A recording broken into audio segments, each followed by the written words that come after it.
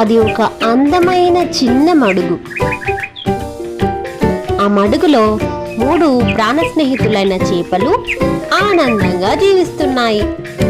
కానీ ఒకరోజు వాటిలో ఒక చేపకు రాబోయే ప్రమాదం ముందుగానే కనిపించింది.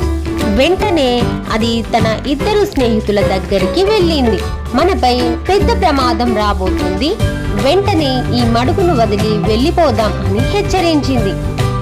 కానీ ఆ 2 స్నేహితులు దాని మాటలను అస్సలే నమ్మలేదు. పైగా నువ్వు అనవసరంగా భయపడుతున్నావు అంటూ ఎగతాళి చేశారు.